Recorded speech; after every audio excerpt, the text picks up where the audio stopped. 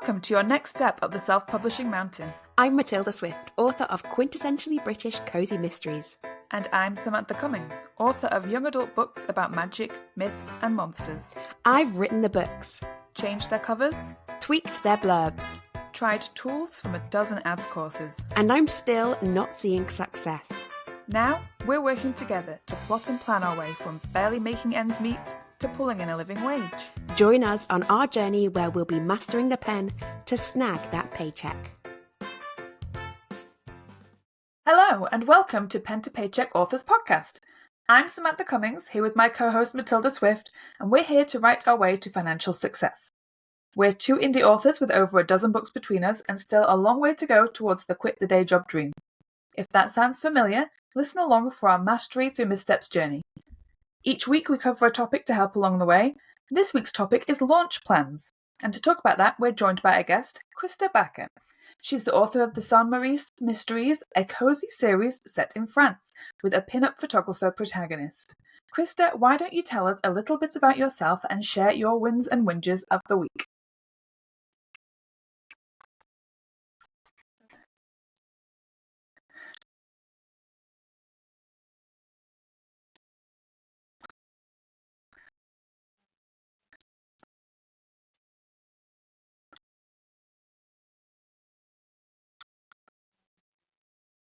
Well, I don't really have whinges. I have two wins. One is being on this podcast, obviously. It's amazing. The second is that the 6-week school holiday is done. So, yay, tomorrow I can get back to writing. Whew. Oh, I feel bad for every parent out there who's had to put up with 6 weeks of just constant entertaining children. You get used to it, but still, you're really ready to write again. I will do my win and whinge. My whinge of this week is that technology is repelled by me and I by it. Everything that I touch at the moment is breaking and it's awful. But my win is that I did have some technology success. I sent out my ARCs this weekend to my ARC readers, and that technology worked, which is nice because I used the book funnel ARC program for the first time, and yeah, it all worked out fine. So woohoo, happy for me. How about you, Matilda? Well, I'm going to ask a follow-up question about that, actually. So I was going to say, have you set it up so it auto reminds people? Are you going to do reminders in there? I absolutely love the ARC feature of Book Funnel. How are you using it? Yes, I have got reminders set and launch day, publication day reminders set as well, with links of where people can go and leave reviews. And I also have got my own manual reminders, just to drop people emails in between those if I need to. So yeah, I feel like I'm on top of it. I'm feeling good. I mean, I think we'll get into launch in a minute, but so much of launches is just things you need to juggle a lot at the same time. And I don't work for BookFunnel, but I feel like I should do because I absolutely love BookFunnel, and I think everything that you wish it did, it does. And the ARC feature is just so good.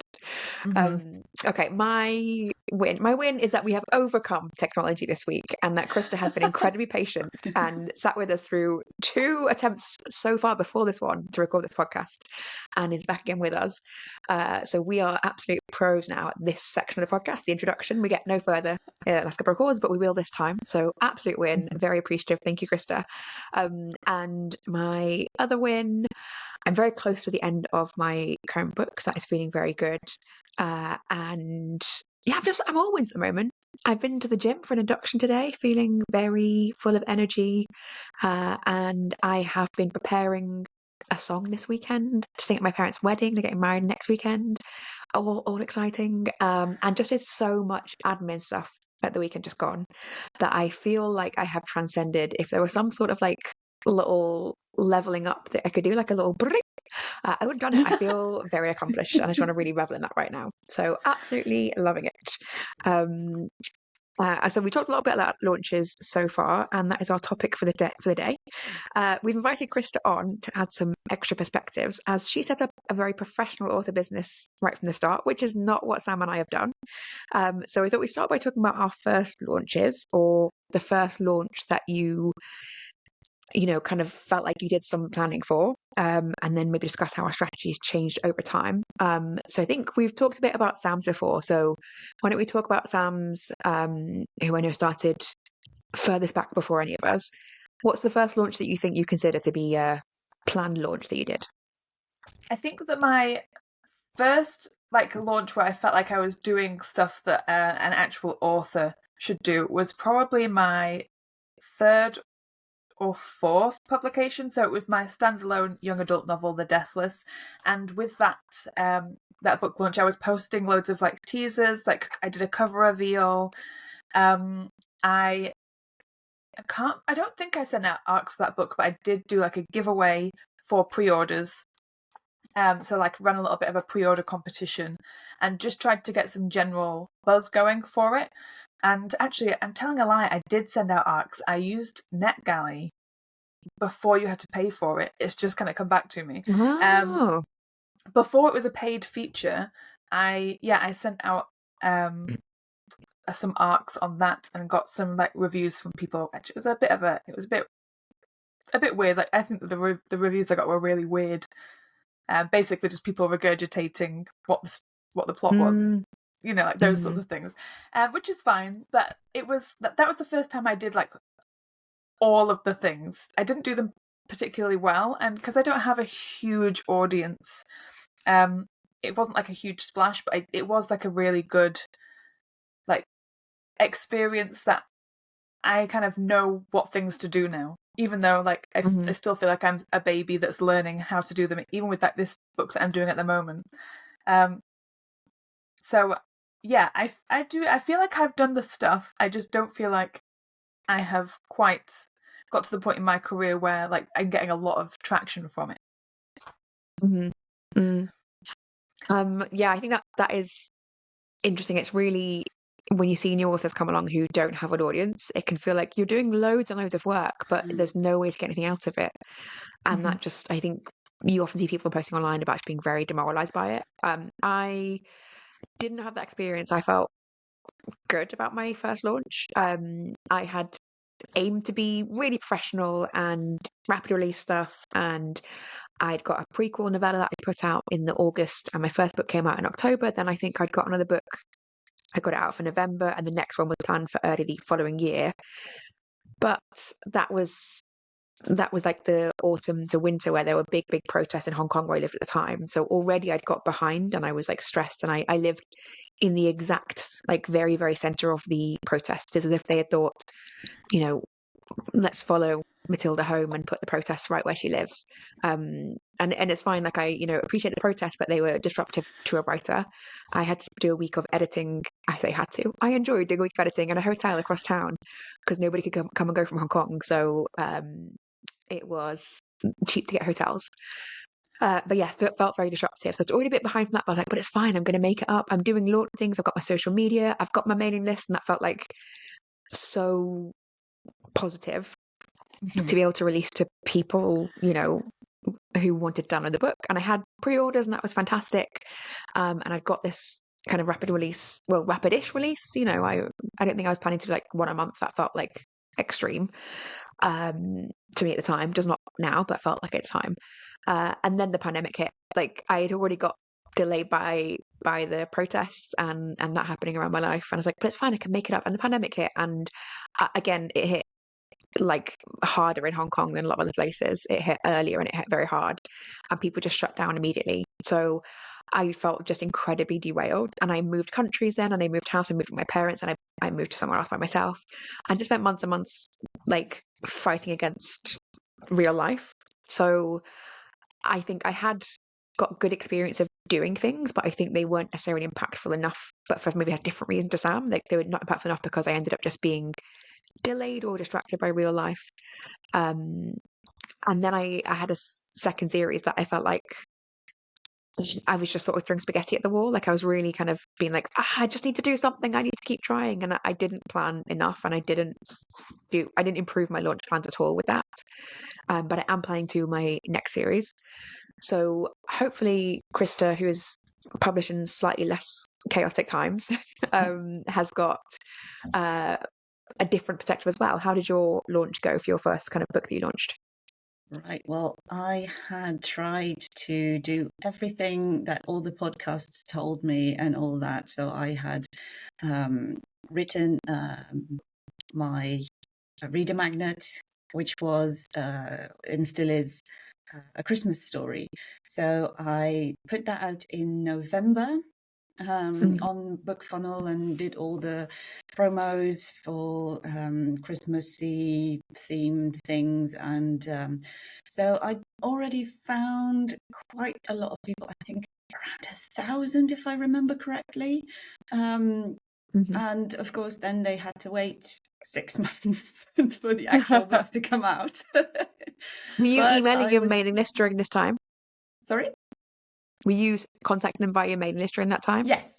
I'm writing and sending a newsletter a month, and I had started that at the moment that I put out this reader magnet. So I've been going, and I've got better at it, I hope, because those first newsletters really felt awkward. But at least, people were not really replying all that much, but they weren't unsubscribing, so I guess that was fine. Yeah. And I was still writing my third book at the time because I had already written book 1 and book 2 because I planned to rapid release them. So the first one came out at the end of April the next year. That was 2 years ago, 2022. No, actually, I'm lying. That was last year. 2022 was when I put out my reader magnet, and then last year, April, I published book 1, May book 2, and June book 3. Yes, that's right. But before then, I had also contacted a few Bookstagram people and YouTubers who do cozy mysteries, just sending them an email and saying I love what you're doing, and if you'd like my book, just no strings attached, just as a way of saying thank you. And 2 of those people actually posted a nice picture and a thing saying thank you for this lovely book, and so that was a very positive thing. I also then found the Clues Letter, which is a newsletter all about mystery and stuff, and I sent the person who sends that round and the same message, love what you're doing, would you like my book? And she got back to me and said, I actually have an opening next month for an interview with a person, so would you like to get in there? So I was in the Clues Letter as well, which made me feel very famous. And then I did a Goodreads giveaway, which did really well. For I don't know if I expected anything, but You can't I had track that, right? So you just put a book up for giveaway and then you don't know the consequences of it. You can see how many people get it, right. but you can't see how it affects ongoing No, sales. no, you really can't see anything of that. But I had 7,400 entrants or Wow. something. I Wow. was only Yeah. just below some really big name cozy author who had like 100 books up, a traditionally published person. So it's like, okay, that is doing really well. I did not see that in sales, but it might have been that if I hadn't done that I had no sales at all. Just so those are the things I tried. I'm still on over 6,000 to be read lists on Goodreads, so at least people didn't just throw it away. So yeah, I think I started off pretty well. Had a few sales. I think I had about a sale a day at that point. And then released the second one, did the whole I think I had 4 launch emails going for each book, with several themes going on, like this book is about this French thing, and would you like to know more? And this is how I personally handled that. So I had quite a bit of emailing going on. So it was a pretty frantic period of releasing 3 books in a row. Um, but yeah, no, it was kind of fun, but I did kind of burn out after that. I was hoping to write the next one like completely a few months after, which did not happen, but also because then my website that I had with some cheap host sort of ran out, and I was thinking, well, I can renew that, or I can make a really big leap and go with Shopify. So then I set up my whole Shopify store, which was quite a big undertaking because I don't just put up my ebook. I don't make just a print like a soft cover and a hard cover, but I also like to go all in and go for the large print, both a paperback and a hardback version in 2 different font sizes and a dyslexia friendly one, because why not, This is something I just like to do because I want as many people who want to enjoy my books to be able to. So. Did it feel like you're kind of setting yourself a template for future launches, or did it feel like I'm trying some stuff and I'll add and drop things in future?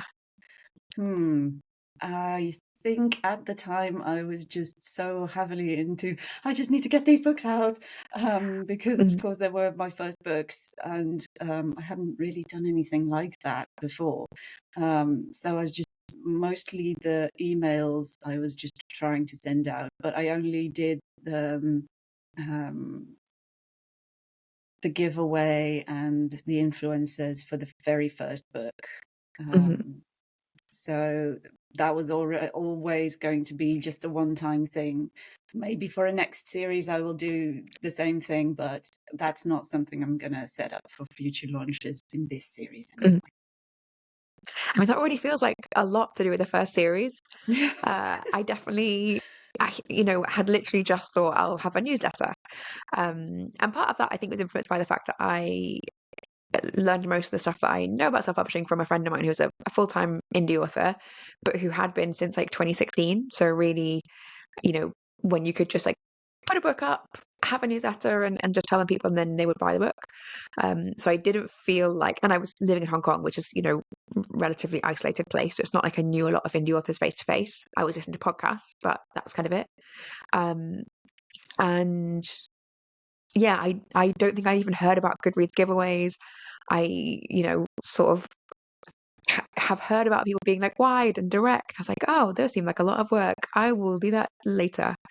Like, what made you think you would go like big and all in on things? And do you feel like you would change some of that if you could go back and do it again? Maybe. I did start, those 3 books were in KU for the first 3 months because I knew I get sucked into all of this. I knew that if I could, I would do all the things at the same time, and that's just not a good idea. So I tried to temper myself and put my books into KU for the first 3 months, and I had originally thought to leave my first book in there for 6 months so that it would come out just around the same time as the third book. But I don't know, I just didn't like the fact that it was just for people who were in KU, people who could buy from Amazon, and I don't know if that is partly because I live in a different country from the one that I was born in, that I feel like I want to be available, just not be exclusive to a few people, or I really feel like I want to be as wide as possible, and make my own decisions and all that. So I like the fact that you can have some free days and things like that. But it just didn't weigh as heavily as having my own choice about my own work. So I took the first book out after the 3 months and haven't really looked back after. I find it so, yeah. Like you're trying everything. It feels like so much energy. Does it feel like you would go back and not make some of those big like energy swings if you were going to go back again? Yeah, maybe. I don't know. I still really like the fact that I have complete control over what's going to happen. And I'm not really selling all that much, but I'm now trying to first finish my series and then try and promote again and hope that that's going to make a difference. Because I did, in that summer when they were all out, try out advertising on Amazon and on Facebook, and it just cost more than it was worth. So I stopped all that when I set up my store and thought, well, maybe I can get the people on my list to now buy through my store, which sort of worked. I did sell a few books through my store, but it has not made back the money yet. But I feel like I have set up everything that I want to accomplish in a few years' time, and now I can just really focus on the writing and work towards that goal of being the accomplished author. Yeah, I think so yeah, I kind of like the idea that you went all in, because like you say, you have set up like the foundations for your business. Like doing Shopify immediately, I think is really like, it's such a ballsy move, but like not in a like, oh my god, I can't believe you would even try that, but I just mean like I am impressed and in awe of you being able to make that decision, because like all my decisions take me so long. Like, you know, like throwaway ones that, I mean, like this kind of like social post or like whatever I'm doing on social media, they're always like just like off the cuff. But everything else, I think I feel like it takes me so long to make those business decisions, and you made them all like you just attacked it, and I'm in awe of like just your preparedness and your dedication to being a business immediately. Because I'm still like, I'm only just feeling like I'm setting up a business. Like, yeah, I suppose bravo. I listened to Joanna Pan on the Creative Pen podcast, and I read David Gaughran's emails and all that, and you know, people were just setting up stores left and right, and I know all these people have like 20 plus books, and I have 3. So it doesn't really make sense, but I suppose I'm lucky because I don't have to make the money, which means that I can, you know, I work in the library 1 or 2 days a week, and that just makes me enough money to pay for all the stuff, for my editor, for all the website and everything. So it was easier for me to make that decision because I wasn't going to lose anything in that way. And yeah, I am a plotter, I'm a planner, I can't help it. I feel like I need to have that plan and to work towards something. Originally, like I said, I put the books in KU thinking I was going to do all that way later, and I just couldn't. I'm impatient. So I would like to ask you both a question, because you've both done, I feel like you've both done a bit more than me in terms of like having a warm audience and all of that. So what do you think has been your best launch thing? Like what would you always do no matter what? So it's interesting that I had thought I would always do something, and actually I'm not doing it with this new series. So, and I think though for good reason. So the thing that I think was most important when I did my first series was having a prequel that I put out through BookFunnel. Like without that, I would have just had no way to get started. And I was telling a friend about this recently, like the way it feels to me about kind of getting things started is like it takes a lot of coal to get a steam train going. But once it's kind of going, you have to keep adding little bits of coal and get faster and faster. And it really felt like having that like prequel on BookFunnel felt like the initial burst of coal. And now what I'm trying to do is like get the wheels turning faster and faster. So that to me felt like the most central thing. For my second series, I did do a prequel and I put it out in a slightly different way. So I made it like exclusive through Prolific Works as part of a big group cozy thing that really just didn't do enough for what it was. And I only wrote a prequel for that. I hadn't really planned, or I thought about it, but I was like, I don't have enough time. But then I got invited by someone who's a big cozy author, so I thought I would give it a try. It didn't have enough impact, but I did think, actually it was nice having a prequel, and I give it away now through BookFunnel. It's useful, but I don't think it has enough impact. And I had written a prequel for my new series, thinking again, I'll put it out and I'll promote it. And then I just cannibalized it and I made it book one because it made more sense to make it book one. And also I wanted to have a different style and this sort of set it off in the right tone. And I do think once I've kind of got a series going or got enough of an audience going, I don't think there's enough of a benefit to having multiple prequels, like one for every series. So I had thought I would always do that, but I would definitely do it for the first, like at least the first series to get people out there. I think what I want to focus on now is bonus material in the backs of books. So I want to have something of that for every single book. And whether it's a side story or I'm trialing like a little newspaper that I've done with one series, I think I want something like that to kind of get people on board once they've read the book, and hope that I'm now opening myself up to new readers with my books. Definitely with the BookFunnel that I had this year, I'm getting readers coming in, from outside of my existing ecosystem, and I want those people to be staying on and doing more, interacting with me. So that was my biggest thing that I would not undo if I had to go back and redo my first launch. What about you, Christa? Yes, I think that is probably the biggest thing, having some sort of luring material to get people on your list. And yes, I think this last book I launched, I didn't really do much for, because by then I had realized that without advertising or any other kind of promotion, I wasn't going to reach many people. So I sent maybe one or two release emails to my list, and I made some graphics for social media, and that's about it. And I think I didn't sell all that much from my list. Afterwards, I did cull about 900 people from it. So Wow.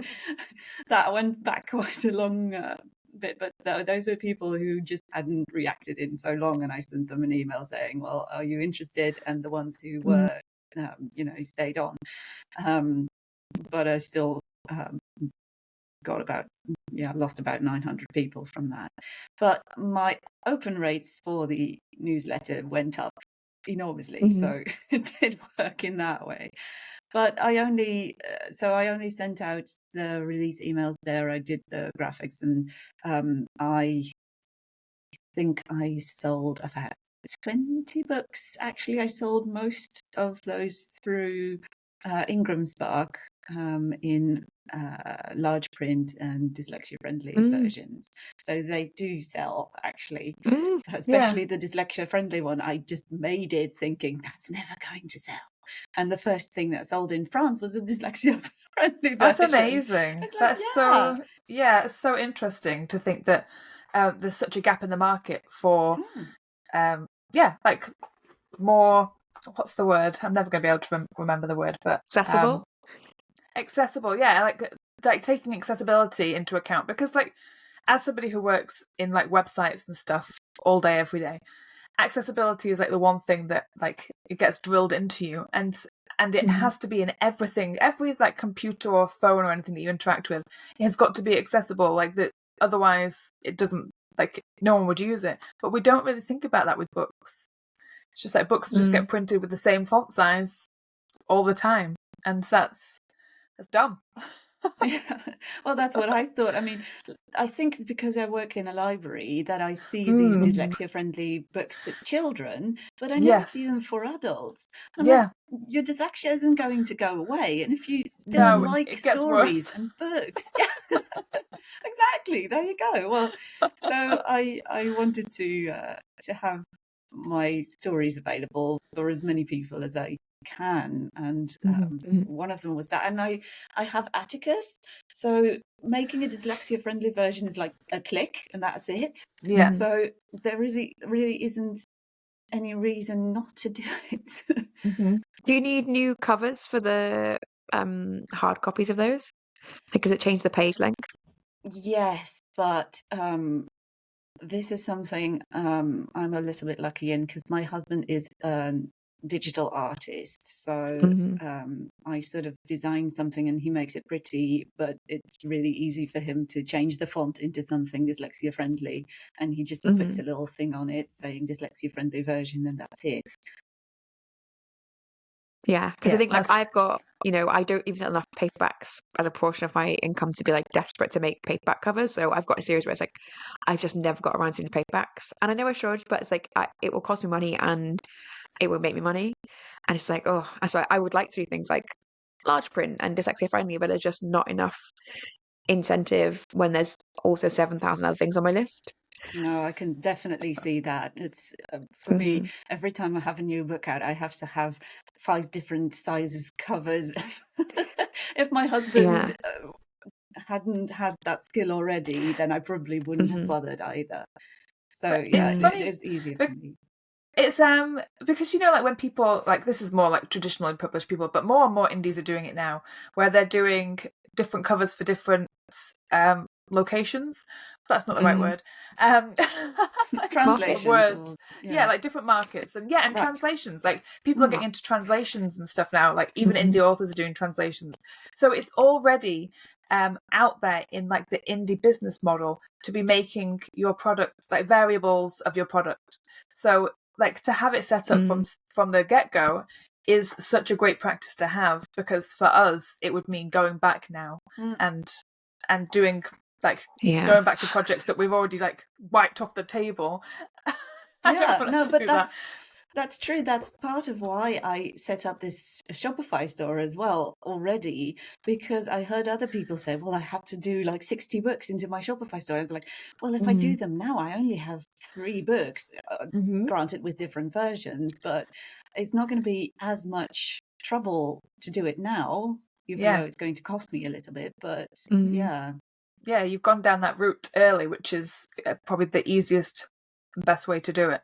That's what I'm hoping. Yeah, I mean, that's like another thing to write on a post-it and stick on my wall. It's like different variations of books.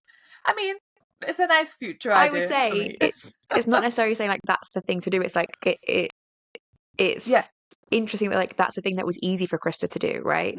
Because like I have recently moved to a weekly newsletter, which I know many people would find absolutely abhorrent, but I find it easy and fun to write newsletters. I've done it a lot in my working life, and it's not something that feels like a strain to me. Whereas like setting up a Shopify store would be like pulling teeth, or managing a number of different file versions for different font sizes and things like that. I'd be like, oh, I can do it, but it's like it's work.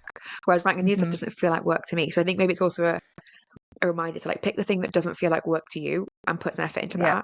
And then because you can only do so many things. Like we cannot all have a weekly newsletter and a Shopify and send book boxes like you sent out to BookTokers, and like we cannot do all things all the time when you have a job and a family and things like that to look after, and be kind of at the beginning of your writing career when maybe writing takes you a bit longer, or you're not so sure about what you're doing, so maybe spend a bit more time editing, or you just spend a bit more time in self-doubt.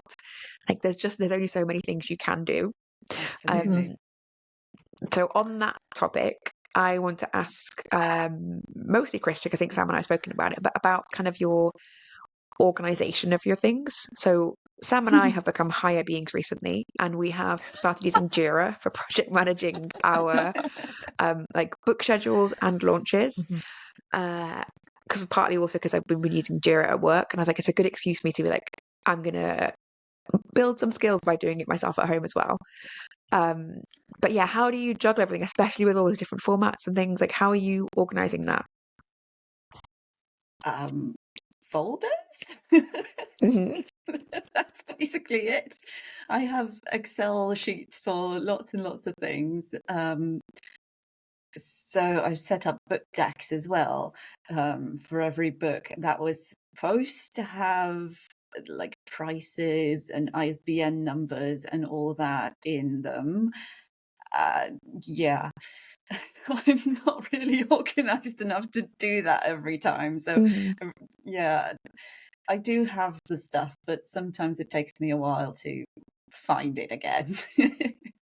Yeah, Yeah. I'm so sick of like looking for the right blurb or the right link or just the right information that it's just like it's somewhere and I forgot where I put it since last time I used it. And I really, really want to get to the stage. That is my ideal like next thing I want to do for launching is like get to a stage where I just have everything organized. I don't really want to add anything to my plan plate. I'm not looking to maybe do that much more with my next launch. I'm looking to a bit more like I want to get at, but like things that I've done before, but just do better.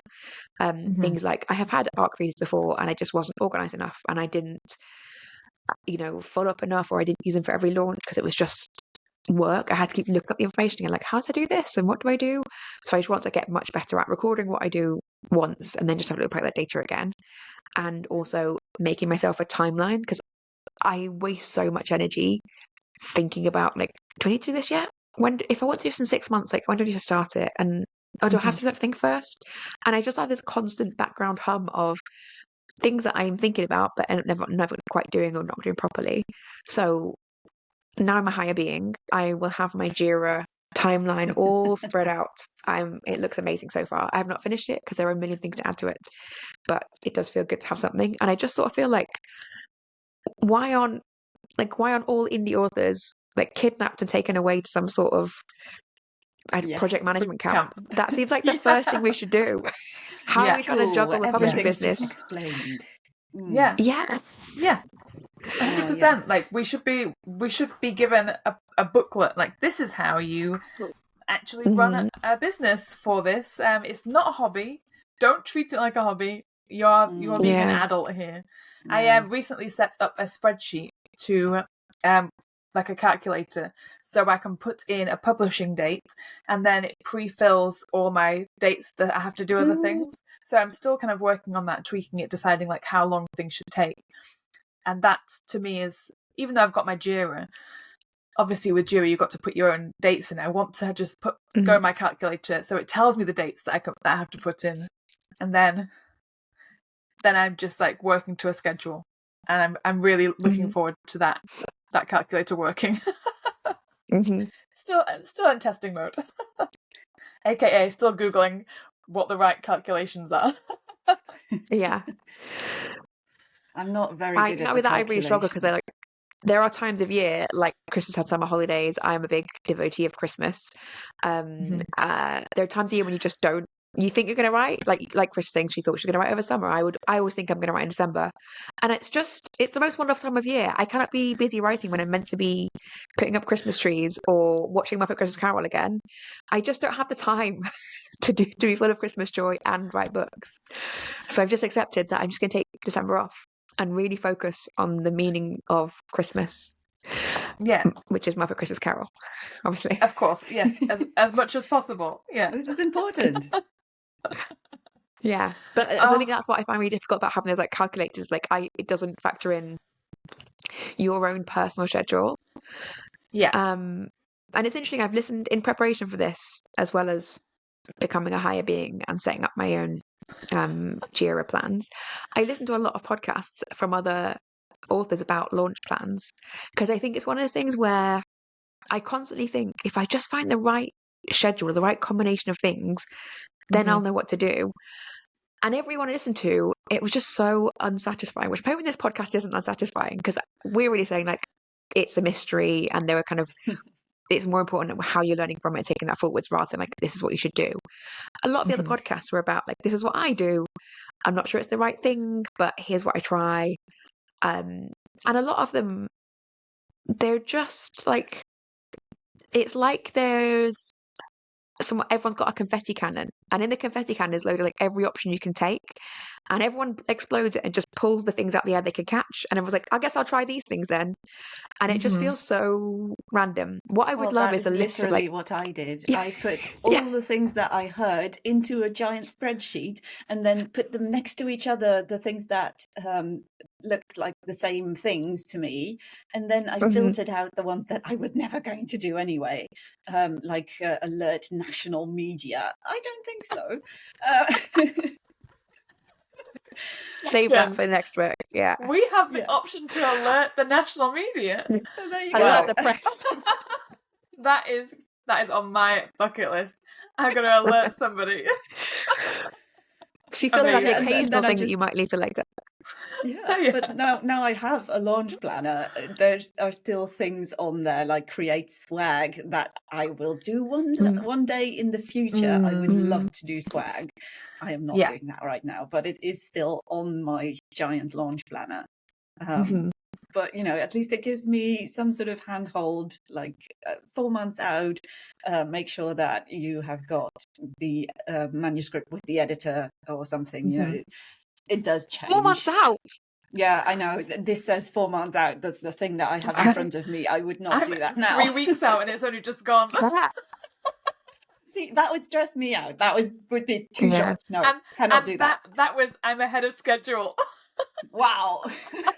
Yeah, I'm a 3-week person because I have like, it's been my editor for 2 weeks and it comes back to me for like, in fact, really a 3-day turnaround. And then it's like the 3 or whatever, 4 or 5, however many I'm doing right now, days to pre. But yeah, I'm always right up to the line. No, but then of course I need time to do all my 5 different versions. Yes.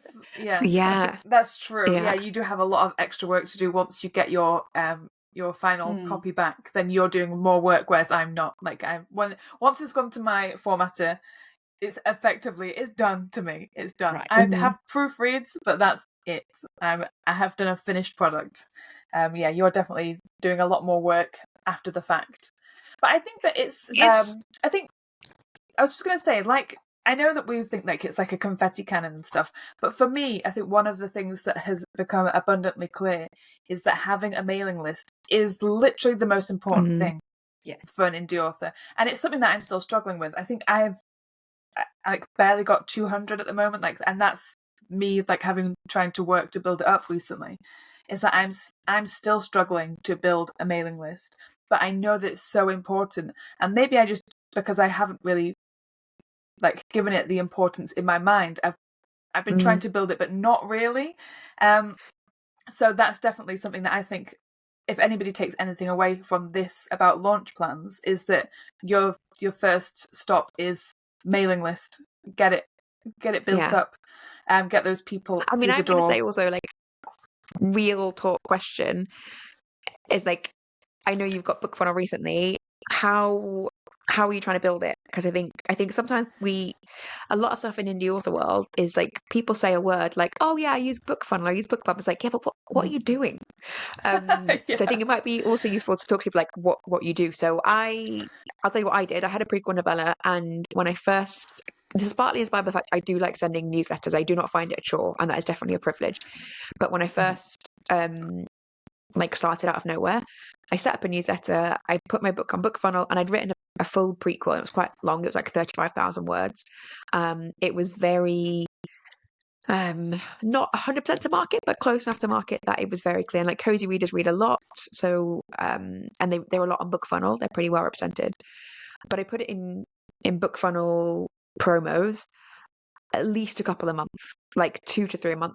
I think some months I even had 4, and I would promote other book funnel giveaways in my newsletter, and people often click. Like, I have got a very good rating on book funnel, and people were clicking a lot. So I think I got that, like, I had a very loyal book funnel audience, and so it built and built and built very quickly. So I think like Christa, I had probably over 1,000 when I first launched my first book, and that had built from like nothing to over 1,000 within a couple of months.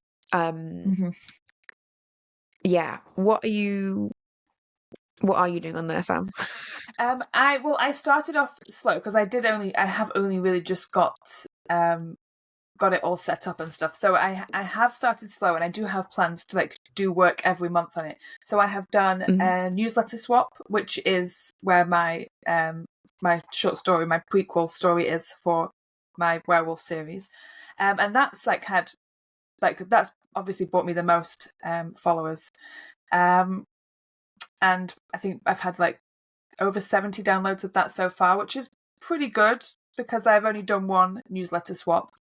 And then I've also done a couple of the other things. Group promos. What we call them? Group promos. Group promos. Okay, thank you.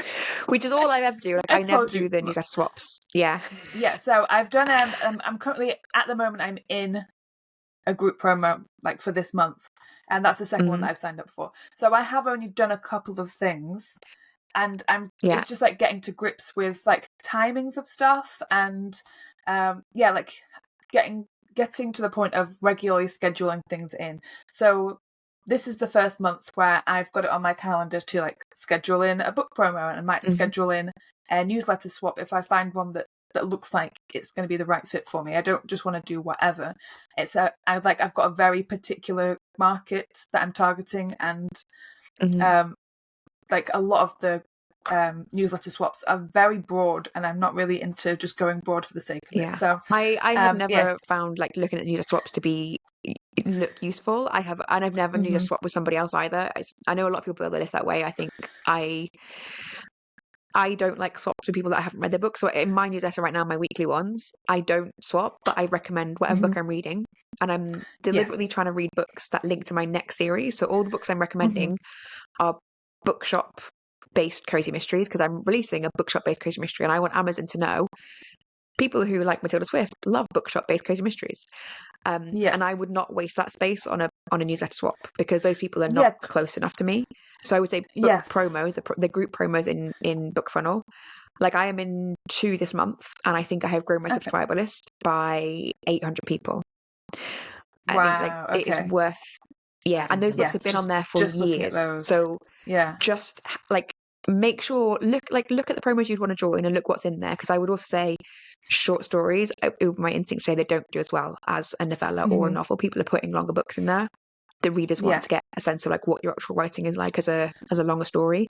It is worth developing the time. And like I have 2 novellas in there, and in fact one's only 20,000 words. It took me a couple of weeks to write for something that has this month sold several copies of a series that I don't really promote otherwise, and has got people on my newsletter list. So I think it is worth, definitely for me, and I think Christa would agree, like it is worth spending a significant chunk of time on like making that work for you, because otherwise you're sending a newsletter to 200 people every time. You know, maybe only 1% of your newsletter list buys the book. For you, that's 2 people. For me, it's 40 people. It is a big difference. When it's maybe 80 people. Gosh, yeah. So like it's just an easy way to get more concrete sales. Yeah, so that is a huge thing on my to-do list. I mean, that was one of my Q3 goals, was like to start building that up. So that will obviously like Q4 coming up. God, I don't even want to think about it, but yeah, Q4 goals now is about scheduling in way more of those, and getting my book in front of the right people. But I feel like even though I've done it slow and steady, I do feel like I have definitely moved up in that and my understanding. And now that I've done the whole ARC thing, it's just getting to grips with a new platform, isn't it? And a new tool. Now that I've done that, I feel like some more things are kind of slotting into place. It takes me a while to figure things out, and then when I'm there, I'm away. I don't do them all year round because, of course, my reader magnet is a Christmassy story. So I joined some Christmassy ones in November and December, and then the Christmas in July ones, and that's it. So I'm not in Book Funnel all the time, and I don't have the promos in my email all the time. But when I do, like the last one I joined 4, I think, in July, and had 300 new people on there. So okay, so doing one a month is not enough. Okay, noted. Well, like I said, I'm only doing 3 months. So if you have all the months, then you can do one a month. That's fine. Yeah. And I have definitely got a long Okay. time without really doing any. So I really did a lot of work on it when I first started. And then you think like, again, that's like valuable real estate in your newsletter. You think, I don't necessarily want to spend this promoting the same people again and again. So I took a bit of a break and then I've come back to it and kind of go in and out a bit. And it's really just this year that I thought I'll have another stretch of doing it. So I have a separate like monthly and weekly plan. So my monthly ones, I put a book funnel promo in, at least one, ideally two. And then the weekly ones are where I promote a book that I'm reading. Yeah. And that really, I have seen like big numbers coming in from having taken a break and going back to it. So I would say for me, the thing that I want to get better at, that I have like dabbled in, that I think would be incredibly effective, but I don't do enough of it, is ARCs.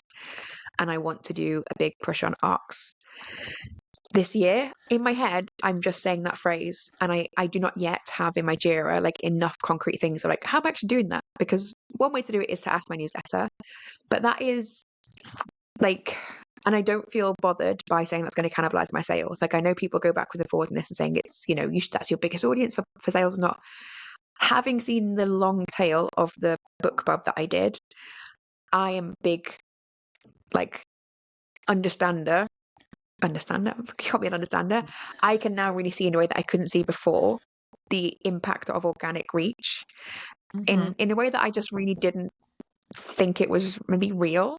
I don't know, but like in April, I had a book funnel, and this is for a book that I do nothing else for. Like, and I had never done anything for it. It's a box set. So in April, I had a book funnel. It still sells at full price now. Not a lot, but some, and it gets page reads, over 1,000 page reads, so over a full copy on a bare minimum day. But you know, usually several copies of the box set, you know, every day from doing nothing apart from a book club in April, and it's now September. That is all organic reach, and I am, you know, it still lingers between like around 130,000 ranked in the store from doing nothing. So I was like, what I want to do is ARCs to get that organic reach on a book. I do want to definitely do more ongoing stuff post book launch, but I think that's what I really want to have for my next book launch, because I've got a new series coming up, is seeing how much I can kind of juice the organic reach, because I'm KU exclusive, so that is a big impact on my sales. So yes, I really do need to think about like, what do I mean when I say get more ARCs? It's like, it can't just be just my newsletter. I'm happy for it to be a lot of my newsletter, but I would like more. But then that means that if I'm going to do things like get people from social media, I need to be on social media more, because I just absolutely have ignored it this year, because I thought it's not worth it without a tactic, and I don't have a tactic. But now we need to really get that going. Yeah. Christa, have you done anything in that area? Yes, I have a welcome sequence when people sign up to my newsletter, which of course they have to do to get my reader magnet. They get 7 emails in sequence. So some of them are just like, hi, this is me, these are my books. But there is also one that says, do you want my books for free? Then you can become an ARC reader. Push this button and I will put you on the list, and you get everything for free. With this last launch of book 4 that I did a few months ago, I actually went out to the new people who joined my list after the first 3 had come out, and said, if you want to have those 3 as well, then let me know and I'll send you those. And a few people did react and say, well, I would love to have all your books for free, of course. So I do see that not all of my ARC readers actually post reviews, but I also don't know if they post them somewhere where I can't see, because I can see Amazon, of course, and Goodreads, but if they have some sort of niche site that I don't know about, of course I could ask them, but you know, that's more work. Yeah. So I have about 70 people on my ARC team at the moment. And I think I have about 25 reviews of the first book, which definitely has the most. But it does make everything seem a little bit more professional. And if you're talking about social media, I have a little thing that happened the other day, because I was the same as you. I was like, you need a plan to go on social media, otherwise you're just gonna just spaghetti on the wall and all that. But I recently thought, well, if I'm going to finish this series and then want to advertise on Facebook, I will have to at least get some sort of traction going on Facebook. And I had under 100 followers there, which are mostly friends and family, because I didn't ever do anything on it. So, of course, I didn't get any more followers, even though I do have another email in my sequence, in my welcome sequence, saying, well, I'm also on this and that and the other. But nobody actually joined Facebook. There may be a handful of people. The ones that get clicked on there is mostly Goodreads and BookBub. So that's where people are following me from my mailing list. But Facebook didn't really do anything. So what I thought, I had made a sort of cache of other people's posts that are sort of book related, either book related or sort of Europe related, because I'm from Holland. I write books set in France, and of course I live in Britain. So I also collected things like that, or British or French, or so various kind of things. And I made a reel of someone else's stuff that I just put a little thing at the end saying, these are my books and this is my website. So that thing went viral. It had so many views. I now have over 700 followers on Facebook from that one reel, which had nothing to do with books. So these people are just following me thinking that I'm going to post funny things. But at least when someone goes to my Facebook page, it says I have over 700 followers, so I look a little bit more professional. Yeah. So I'm hoping that's going to do at least something. Yeah. Yeah, as somebody who is on, I'm chronically online, I'm an Instagram aficionado. I hate it as much as I love it. Same with TikTok. I'm very much a spaghetti on the wall person, but also within the spaghetti there are plans.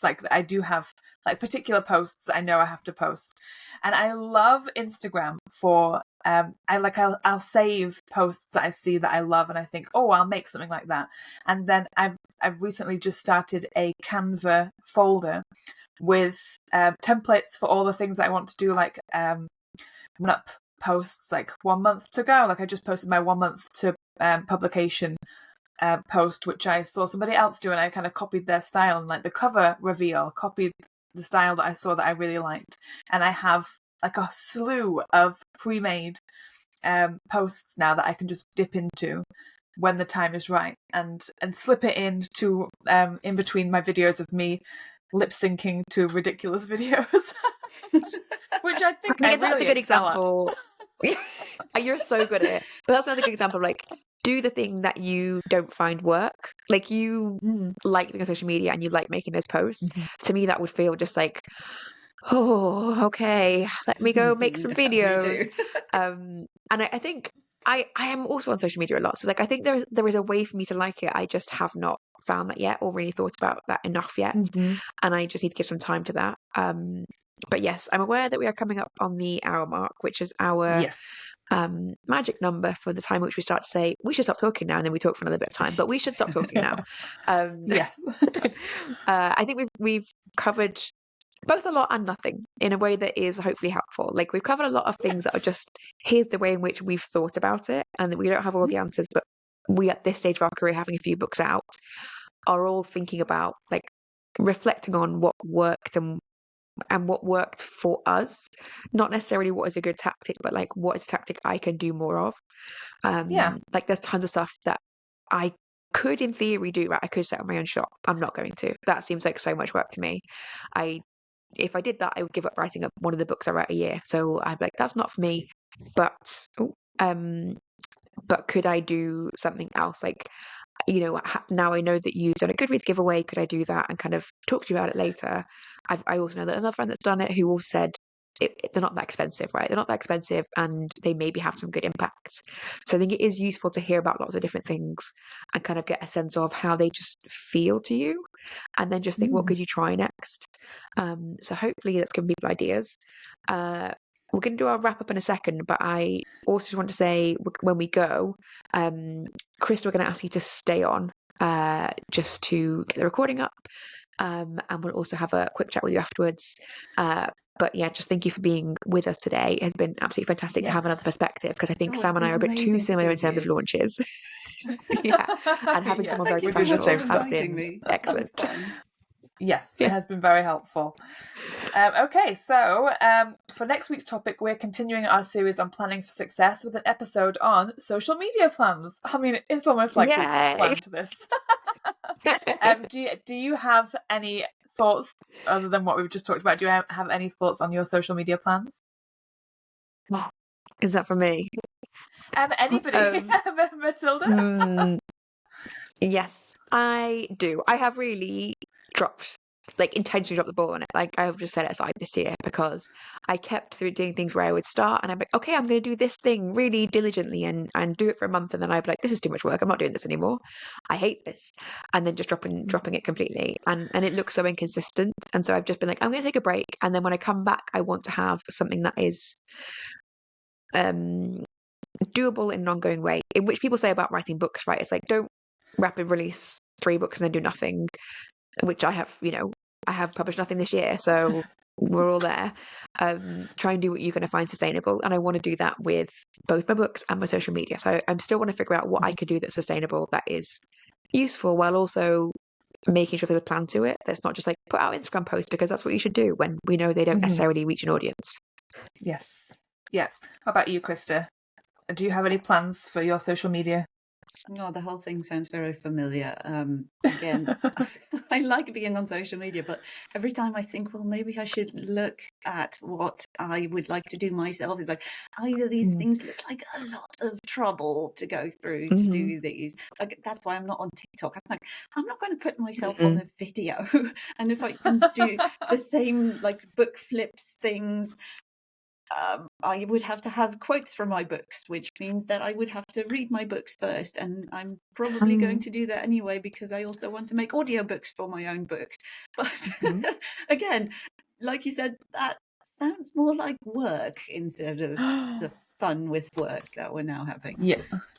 I am like super like on the cusp of social media greatness. I really feel like I am, because I have, and then we'll talk about this next week, but I have like a whole, like, you can see people like Nicolas Cage behind me, and I've got things on the wall. But on this wall that you can't see, I do have a big social media plan and like a social media funnel thing. And I've got like loads of posts that I've batched, and like I batch posts, and I do so much, and I can feel like, and I also have been saving quotes for my new book into a spreadsheet that I'm going to make reels for. So I'm like, yeah, I'm doing all of this stuff, and I know that at some point it's going to work. Okay, you heard it here first, everyone. Sounds cusp of greatness. Like, I am absolutely loving that phrase. I am, cusp of greatness. I can feel it. Like, everything is moving in the right direction.